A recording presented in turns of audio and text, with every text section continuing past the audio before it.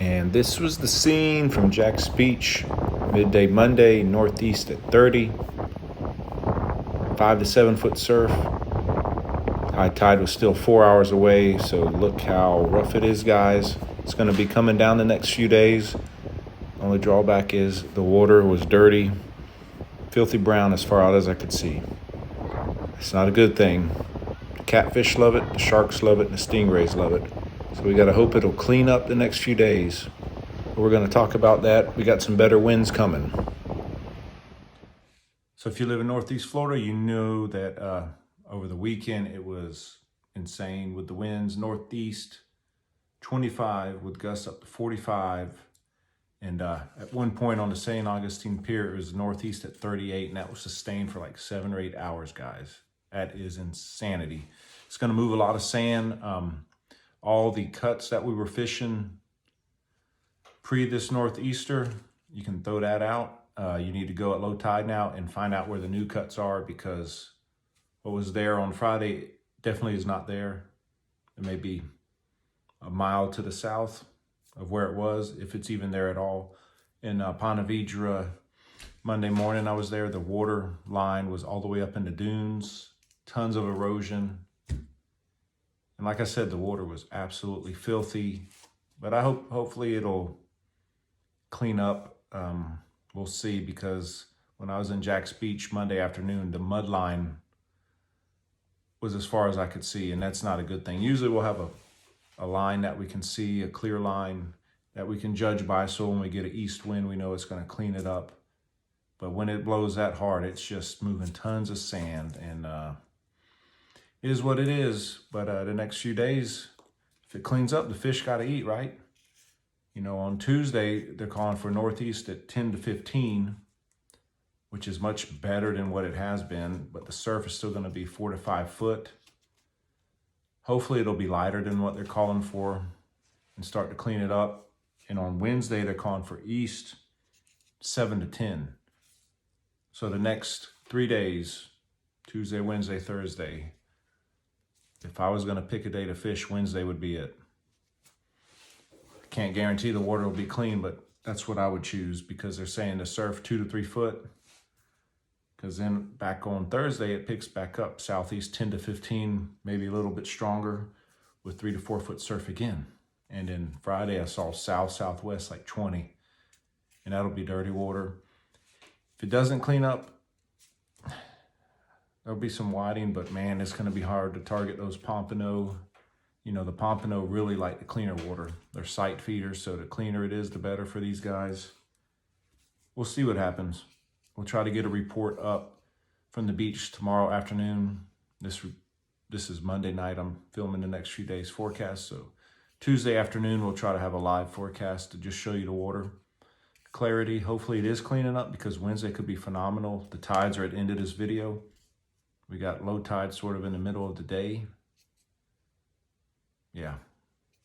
So the fish are going to be there. Right now, the drum, redfish have been caught in the surf. Pompano, I caught one the other day. Still plenty of whiting, but also the catfish are showing up, the sand perch, lots of stingrays, and lots of sharks. There's been a few 5-6 foot sharks caught too in Jack's Beach area, so they're there. Right now, the water temperature had actually dropped. It was up to like 66 Friday afternoon in Jack's Beach. Dropped back down to 62. But with these south winds that'll be coming, it's going to rise quickly again. Matanzas, 65 inside the inlet. Flagler Pier is at 67. There are sand fleas.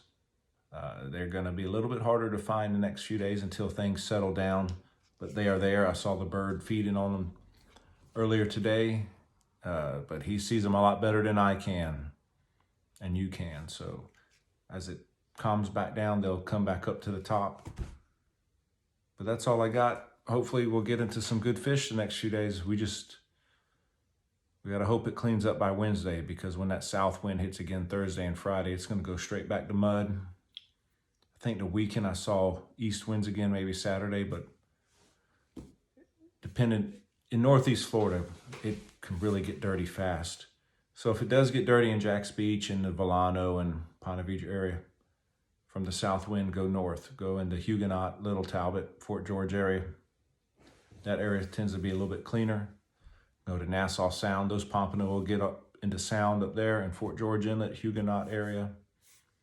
Clam, sand fleas, fresh shrimp, the fish bites. They got the coquina flavor now, which is a good flavor. I've seen a lot of good reports on that. And of course the clam fish bites. That's what you want to use to target the pompano. And like the whiting, they're still hitting the shrimp. The Diet Pepsi shrimp, we'll find out.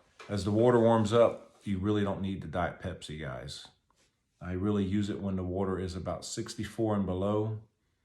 It really works. In December and January, when many people weren't catching them, I was using the Diet Pepsi and still filling coolers. Basically what it does is it just adds that little extra scent to get the fish chewing. If I could find out why it works, we know it's probably the sweetness to it, but I've been using it for about 20, 25 years. People I learned it from were using it longer than that, so it works. The drum, they'll hit those clams and sand fleas too, and once we get to the clean water, guys, it's gonna be fish on, because in the pier log books and looking through photos of the last 5-6 years, towards the middle, end of March, I mean, the surf really lights up with everything. It's not just whiting anymore. Steve, they had a redfish on Thursday or Friday. Dirty water, but using crab knuckles, they caught a redfish. Drum. The Spanish and blues will be in the surf. They're in the jetties right now. Lots of blues up in the river. The minute it cleans up on the beach, there'll be plenty of blues on the beach as well. For the pompano though, this is the hook.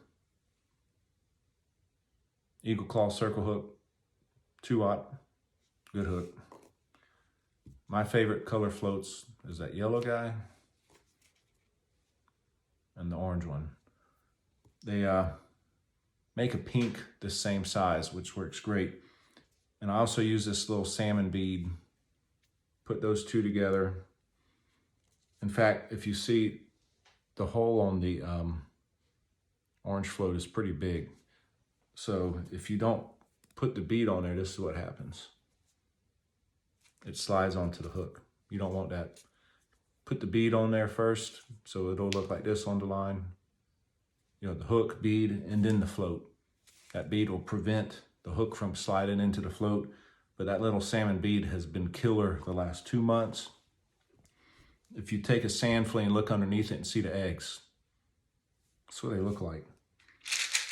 And you can't ever go wrong with a good old red bead either, because those resemble sand fleas. But remember, with these bigger floats, now the yellow guys aren't so bad, see? That won't go in. But on your floats, before you ever tie the hook on, always check. You don't want that problem. You're gonna miss a lot of fish like that. See that? That's what'll happen. Not a lot of room for that fish to grab it. So that's it. If you're gonna target the blues or Spanish, diamond jigs, spoons, and gotcha plugs. They work well. Caught a lot of Spanish and blues on gotchas. So if you have any questions, leave them in the comments. Check out our Facebook page, Broken Reel 23 on Facebook. We have tons of daily reports on that Facebook page, guys, from St. Simon's Island, Amelia Island, Fernandina, all the way south down to Melbourne Beach. So check that out. Send a request and we'll let you in. And then you can see what's biting where.